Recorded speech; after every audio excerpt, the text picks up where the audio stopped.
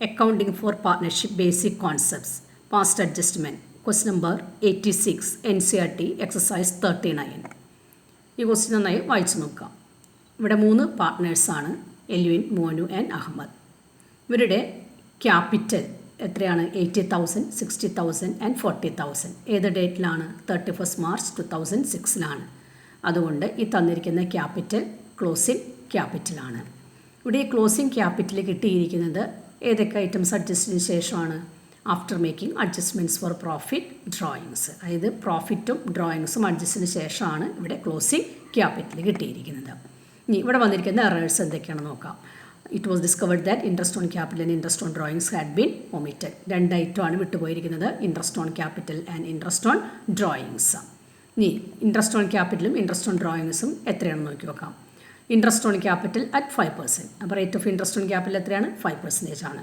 Drawings എത്രയാണ്? 20,000, 50,000, 9,000. Interest on drawings 3 പേരുടെ എത്രയാണ്? 500, 360, 200. നെറ്റ് പ്രോഫിറ്റ് എത്രയാണ്? 1,20,000. Net profit sharing ratio 3:2:1.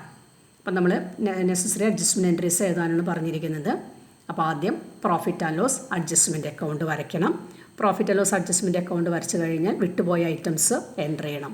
2 ഐറ്റമാണ് വിട്ടുപോയിരിക്കുന്നത്, interest on capital and interest on drawings. ആദ്യം നമുക്ക് ഇൻട്രസ്റ്റ് ഓൺ ക്യാപിറ്റൽ എഴുതാം. എവിടെയാണ്? ഡെബിറ്റ് സൈഡിലാണ് എഴുതേണ്ടത്.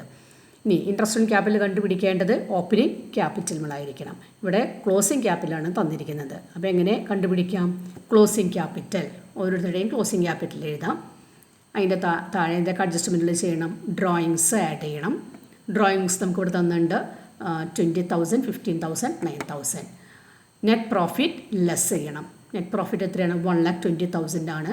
അത് 3:2:1 ഉള്ള റേഷ്യോയിൽ ഡിവൈഡ് ചെയ്തതിന് ശേഷം അത് ആഡ് ചെയ്യാം, ലെസ് ചെയ്യാം. അപ്പോൾ നമുക്ക് എന്ത് കിട്ടും? ഓപ്പണിംഗ് ക്യാപിറ്റൽ കിട്ടും. ഓപ്പണിംഗ് ക്യാപിറ്റലിന് 5% വെച്ച് ഇൻട്രസ്റ്റ് ഓൺ ക്യാപിറ്റൽ കാൽക്കുലേറ്റ് ചെയ്യാം. അടുത്തത് interest on drawings. Interest on drawings adjustment അക്കൗണ്ടിൽ ക്രെഡിറ്റ് സൈഡിലാണ് എഴുതേണ്ടത്. ഇവിടെ കാൽക്കുലേഷൻ്റെ ആവശ്യമില്ല, എമൗണ്ട് ഡയറക്റ്റായിട്ട് തന്നിട്ടുണ്ട്. അത് എൻ്റർ ചെയ്തതിന് ശേഷം 2 കോളം ബാലൻസ് ചെയ്യാം.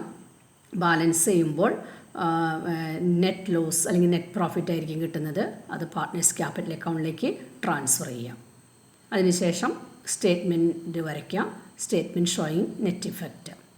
നമ്മൾ മുൻപ് ചെയ്യാറുള്ള പോലെ തന്നെ 4 കോളം കൊടുക്കാം. പർട്ടിക്കുലേഴ്സ്, 3 പാർട്ട്നേഴ്സിൻ്റെ പേര് Elwyn, Monu and Ahmed.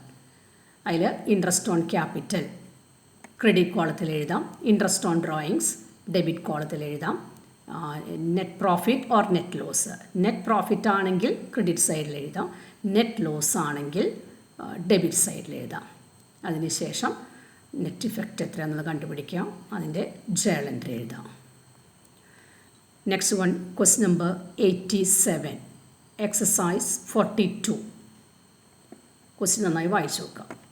3 പാർട്ട്നേഴ്സാണ്, Mohan, Vijay and Anil. അവരുടെ ക്യാപിറ്റൽ അക്കൗണ്ട് എത്രയാണ്?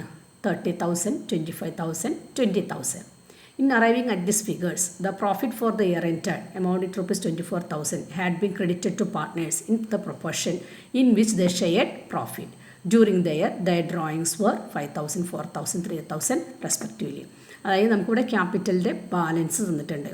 ഈ ബാലൻസ് കിട്ടാൻ വേണ്ടി ആ വർഷത്തെ പ്രോഫിറ്റും അതുപോലെ തന്നെ ഡ്രോയിങ്സും അഡ്ജസ്റ്റ് ചെയ്തിട്ടെന്നാണ് പറഞ്ഞിരിക്കുന്നത്. അങ്ങനെയാണെങ്കിൽ നമുക്കിവിടെ തന്നിരിക്കുന്ന ഈ ക്യാപിറ്റൽ ഏതാണ്? ക്ലോസിംഗ് ക്യാപിറ്റലാണ്. അപ്പോൾ ക്ലോസിംഗ് ക്യാപിറ്റൽ കിട്ടാൻ ഇവിടെ എന്തൊക്കെ അഡ്ജസ്റ്റ് ചെയ്ത് കഴിഞ്ഞിട്ടുണ്ട്? നെറ്റ് പ്രോഫിറ്റ് അഡ്ജസ്റ്റ് ചെയ്തിട്ടുണ്ട്, ഡ്രോയിങ്സും അഡ്ജസ്റ്റ് ചെയ്തിട്ടുണ്ട്. ഇനി ഇവിടെ വന്നിരിക്കുന്ന ഒമിഷൻസ് ഏതൊക്കെയാണ്? Interest on capital at the rate 5%, interest on drawings.